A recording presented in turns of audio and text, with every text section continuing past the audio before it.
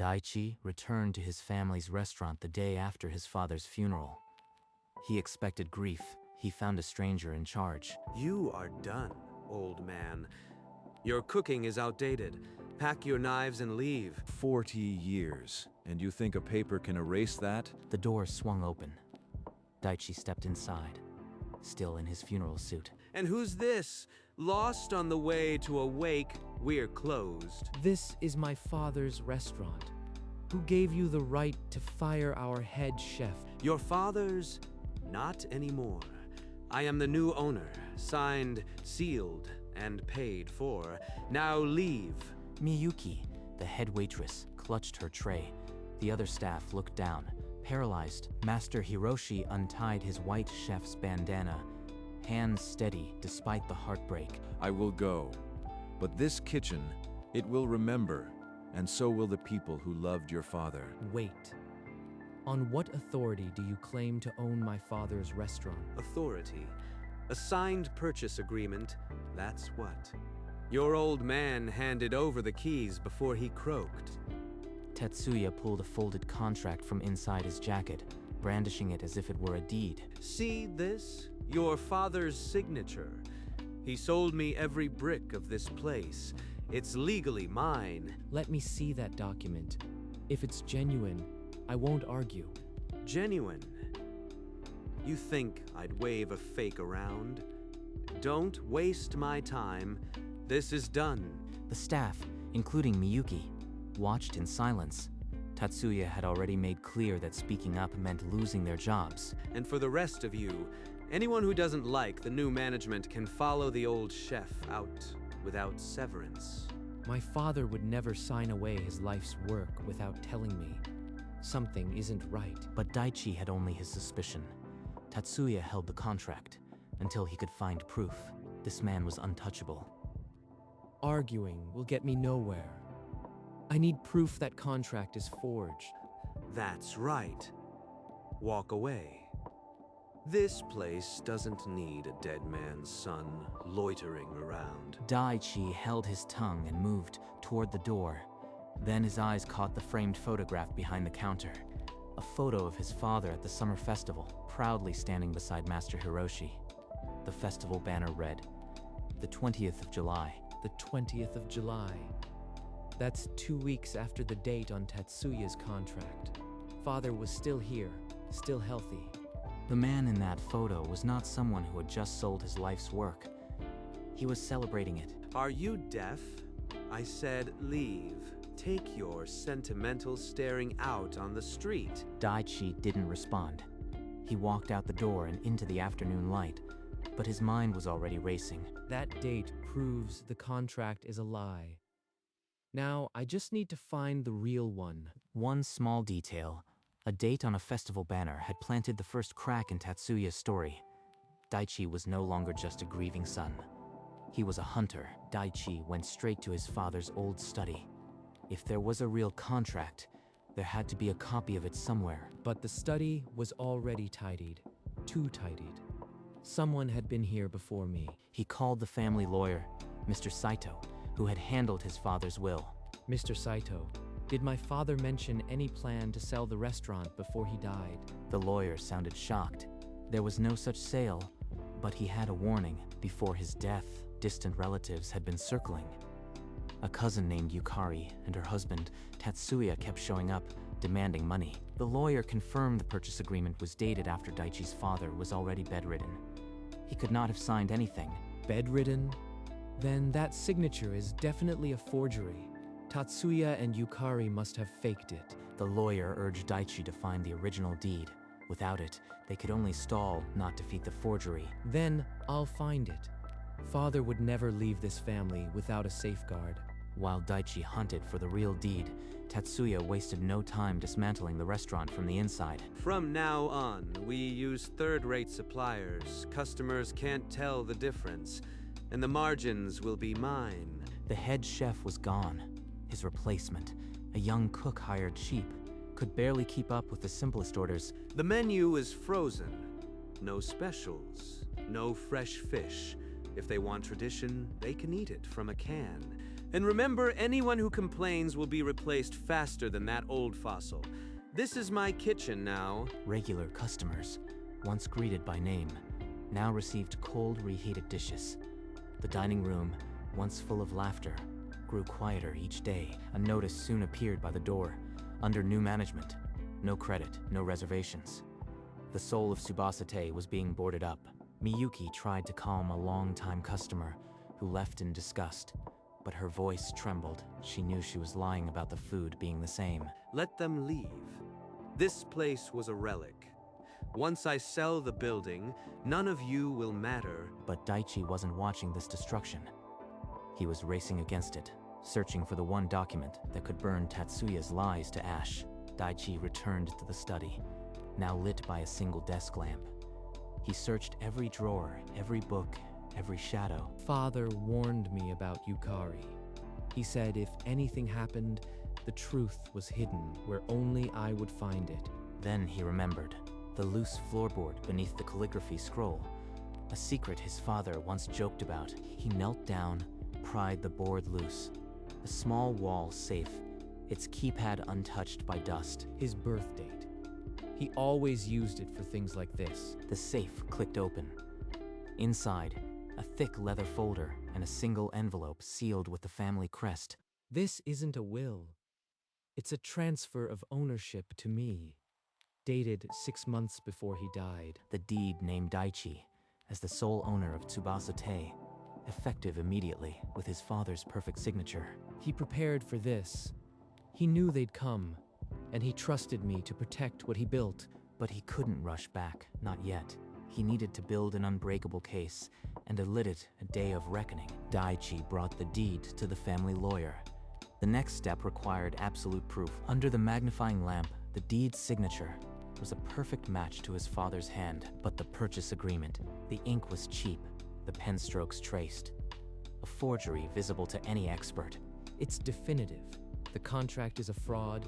Now I have the power to stop him. But the lawyer warned. Exposing him now could trigger panic. He might flee or destroy evidence. They needed a complete case. Staff affidavits, bank records, proof the sale was fraudulent from the start. I own the restaurant legally, but I need the staff on my side to gather proof without alerting him. Daichi formulated a plan. Contact Miyuki, secure the records, and build a trap Tatsuya couldn't escape. Miyuki knows the schedules. She can tell me when Tatsuya is out. She's my first call. The clock ticked. Tatsuya had already posted the sale. Every hour of inaction cost something priceless. At dawn the next day, Tatsuya ordered every staff member into the dining room. His smirk alone was a threat. Out of the goodness of my heart, I have news. A developer bought this dump. In 1 week, bulldozers tear it down. Miyuki's grip tightened on the notepad she was holding. Her knuckles went white. Bulldozed? The kitchen master Hiroshi built. The booth where Daichi's father sat every night, erased. Severance will be minimal. But if anyone sabotages the closing, I will make sure they never work in this city again. No one spoke. But later, when Tatsuya was out meeting the developer, Miyuki slipped into the back alley. Daichi's phone buzzed. An unknown number. He had been waiting for this call. Daichi-san, it's Miyuki. Tatsuya is selling the land. They'll tear it down next week. Please, you have to stop him. I know. I am the real owner, Miyuki, but I need proof of his fraud. Can you get me the supply invoices and bank statements? Miyuki agreed. That night, hunched over a desk in the dark back office, she began copying every document Tatsuya had hidden. Tatsuya was not blind. He knew Daichi had been asking questions, and he blamed the old chef for stirring trouble. You thought I wouldn't notice the dead man's son sniffing around? You must have put him up to it. I haven't spoken to Daichi, but even if I had, no threat from you will change my loyalty to his father. Loyalty? Then I'll make sure your retirement is spent in a hospital bed. Stay out of my way, old man. Tatsuya left. Hiroshi stood still for a long moment. Then slowly, with trembling hands, he touched the bandana his father gave him. Hiroshi-san called. His voice was steady, but the words burned. Tatsuya had threatened his life. My blood ran cold. This isn't just about the restaurant anymore. It's about protecting the people my father loved. Tatsuya chose the wrong target. That night, Daichi opened the leather portfolio. The deed felt heavier than ever. He had to act now. Miyuki, we move tomorrow. The evidence is solid. Tell the staff to be ready. Tatsuya's time is up. The day of reckoning was set. Daichi was done hiding. Tsubasa Te would see justice or he would go down fighting. That afternoon, Daichi gathered Miyuki and 2 senior cooks in the back kitchen after closing. He opened his leather portfolio without a word. You've worked here for years. You knew my father. Will you trust what I am about to show you? We trusted your father. We trust you. Show us. Daichi lifted the deed from the portfolio. The gold family crest caught the dim light. This deed transfers ownership to me. My father signed it 6 months before he died. Tatsuya's contract is a forgery. Then you are the rightful owner. You can stop the sale, but we need more than this document. We need proof of his fraud. Miyuki already copied his invoices and bank records. With your testimonies, we have a criminal case. The older cook's hands trembled, but his nod was fierce. He was with them, heart and soul. We're all in. Tell us the plan. Tomorrow, when Tatsuya holds his final staff meeting, we end it. Bring the records.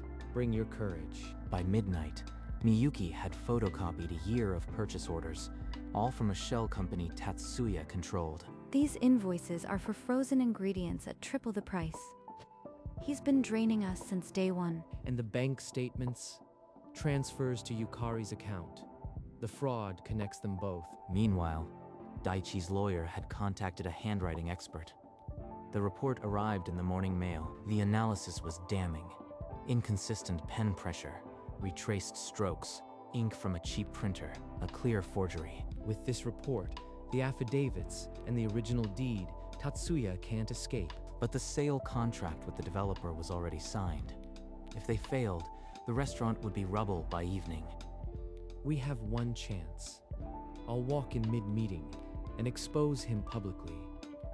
No backing down. Tatsuya will fight back. He threatened Hiroshi. What if he gets violent? Daichi had already placed one call to the police, warning of a likely disturbance. He left nothing to chance. Morning broke gray and cold. Daichi stood by the window, the leather portfolio heavy under his arm, every piece of evidence in place. 30 minutes until his so-called final staff meeting. He still thinks he's in control. Attention. Final meeting at noon. Mandatory. By 1 p.m., the contracts are sealed. After that, this dump is history. He sounds so confident, but Daichi is already on his way. We just have to hold on a little longer. Daichi slid the deed into his inner pocket. The gold family crest pressed against his heart. Father, I promise I'll protect your legacy. Today, Tatsuya pays for his lies. The restaurant's red lanterns flickered in the distance as Daichi walked. Each step echoed like a verdict. He could see Tatsuya's silhouette through the window, waving the forged contract like a trophy. Not for long. Police are 5 minutes out. Miyuki sent the signal. It's time. The bell over the door chimed. Every head turned. Daichi stepped into the room, and the final act began. Tatsuya spun around, his smirk freezing for half a breath before twisting into a practiced sneer. Well, well. The prodigal son returns for the execution. Too late to save anything. I am not here to plead. I just want one more look at the purchase agreement you waved around last time. You still think you are in a position to demand. But why not? Let them all see the proof. Tatsuya yanked the folded document from his jacket and slammed it onto the center table. The staff collectively held their breath. Daichi picked it up, his eyes scanning the cheap paper and forced loops of ink. See? Your father's own hand. I'll even let you kiss it before I bulldoze this dump. The ink is cheap. The strokes are traced. Just as the expert confirmed. You are right. This is a signature, but it isn't my father's. The room went dead silent. Tatsuya's smirk cracked. Miyuki stepped forward, the folder of evidence clutched to her chest. This is the real deed of ownership, signed 6 months before my father's death, when he was healthy and of sound mind. The gold family crest caught the lantern light, a seal of 40 years of honest work, unbroken and undeniable. Lies? Give me that paper. It's a fake, just like you. He lunged for the forged contract on the table, but Daichi was already blocking, the evidence folder held firm. Inflated invoices, bank transfers to your wife, a handwriting expert's report. Your fraud is documented. Tatsuya's hands trembled over the report. The color drained from his face as he read the expert's conclusion. I called the police before I came. They're outside. This ends now. No, Yukari said this would work. We had a deal. Sirens screamed outside, red and blue lights flooding the restaurant. Tatsuya spun toward the door, trapped. Staff formed a wall at every exit. No escape. Justice was here, and it wore a navy suit. 2 officers stepped through the door, their shadows swallowing the light. Tatsuya didn't run. He couldn't. The forged agreement is on the table. The bank records confirm embezzlement. The click of handcuffs was louder than any prayer. Tatsuya screamed Yukari's name, a curse and a confession. The staff erupted, a sob, a cheer, a flood of relief held back for too long. You saved us. I knew you would. Then the kitchen door swung open. Master Hiroshi stood in the frame, his white bandana folded in his hands. I heard the sirens. I came back as fast as I could. The kitchen is yours, as it always was. Please, put it back on. With steady hands, Hiroshi tied the bandana around his head. The red crest caught the light, a symbol reborn. Tsubasa Te was saved. But in the back of Daichi's mind, one question remained. What about Yukari? Daichi asked the staff to gather one last time before they reopened. There was still something he needed them to understand. My father saw through Yukari's greed. 6 months ago, he transferred this restaurant to me in secret. He poured tea as he spoke, a gesture his father had performed 1,000 times for friends. He knew relatives would circle after his death. He made sure the real deed was safe. So the purchase agreement was a complete forgery. Tatsuya never had any right. Exactly. Your evidence will put him away for a long time, and Yukari too. Miyuki raised her cup. The staff's murmurs turned to a quiet, fierce applause. 40 years, I cooked for Tsubasa Te, and I will cook here for 40 more, if you'll have me. This restaurant is yours as long as you want it. We are family. Cheers erupted. The lanterns seemed to glow brighter. But Daichi watched the door, knowing the other conspirator was still free. As the staff began tidying the dining room, Daichi stepped outside. The evening air was cold, but his purpose was clear. He knew where she'd be. Yukari had been smugly texting demands for money all week. Yukari, Tatsuya confessed. Your hands are all over this fraud. That fool.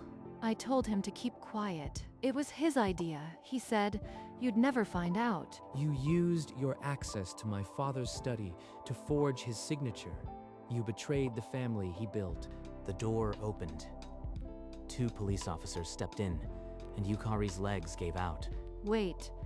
I am family. You can't do this. Family. You lost that right when you tried to steal Tsubasa Te. Consider yourself disinherited. She was dragged away, still screaming. Daichi didn't flinch. The nightmare was finally over. He returned to the restaurant. The lanterns were warm. For the first time since the funeral, Daichi allowed himself to breathe. 3 days later, Tsubasa Te's lanterns glowed brighter than ever. The grand reopening had begun. Daichi-san, you've done enough. You don't have to work the floor. I want to, just for this week. My father knew every customer by name. I'll start the same way. He greeted the first customer, an elderly man whose booth had been empty since the funeral. He said he'd been coming for 40 years. 40 years. Same seat, same order. The man smiled, looking up from the menu. You must be Daichi. Your father spoke of you every day. E would be glad you're here. Welcome back to Tsubasa-te. In the kitchen, Master Hiroshi's hands moved with 40 years of memory. The same cuts, the same passion. Daichi, Table 3 is the summer special your father created. Tell him it's on the house. The doors stayed open late.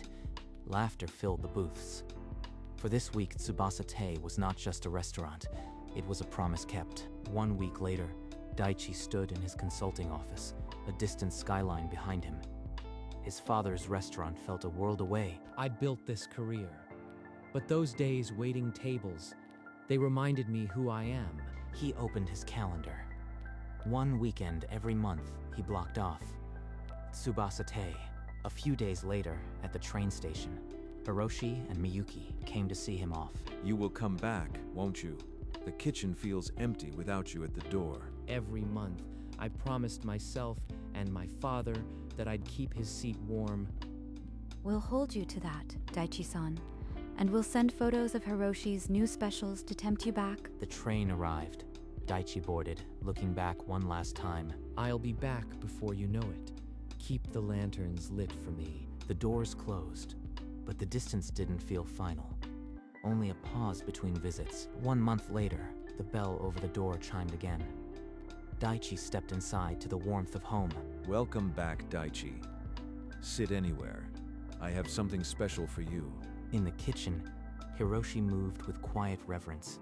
The recipe he was preparing had been Daichi's father's masterpiece. A plate was set before Daichi. The summer special, plated exactly as his father always did it. The scent alone, it's like he's still here, standing by the stove. He lifted the chopsticks with trembling hands. The first bite was 40 years of memory in a single taste. Hiroshi, it's perfect. He would have loved this. 4 decades with your father taught me this is more than cooking. It's keeping him at the table. This is why I fought. This taste, this room, this family, Tsubasa-te will never be lost. They shared the dish in silence, a quiet communion between the chef, the son, and the memory of the man who built this place. The meal done, the regulars returned, faces Daichi had seen in old photographs and heard in his father's stories. An elderly regular approached, her eyes wet. She told Daichi his father saved this booth for her every Tuesday. I remember him mentioning you. He always said this restaurant was built on kindness, not walls. A regular from the workshop brought his grandchildren. They wanted to see the famous soup their grandfather always talks about. This is it. Father's legacy wasn't the recipes. It was these people, this warmth. I promise you all, Tsubasa-te will never close. As long as someone wants to eat, we'll be here. Applause rippled through the room. The photo of his father behind the counter seemed to glow a little brighter. The evening deepened into gentle conversation, the lanterns casting a golden spell over every table. And Daichi knew this place would outlast him because it had always been a family, not a business. Tsubasa-te would not just survive. It would thrive because his son refused to let a stranger erase what love had built. After the last customer had gone, Daichi stayed at the counter, alone with the silence. His father's photograph smiled from the shelf, a quiet overseer of 40 years of meals and memories. I used to think losing this restaurant would be the worst thing, but losing you was. He's not lost, Daichi. He's in every dish, every name I still remember. Tonight, when the regulars spoke, I felt him sitting right here. Every month I'll return, not just to help, to keep his chair warm. Hiroshi placed a steady hand on Daichi's shoulder. The red crest on his bandana glowed in the lamplight. Now go. Rest. The soup will be simmering when you next walk through that door. Outside, the red lanterns bathed the empty street in a gentle, patient light. Tsubasa-te stood not as a building, but as a promise. Love built it. Love would keep it standing.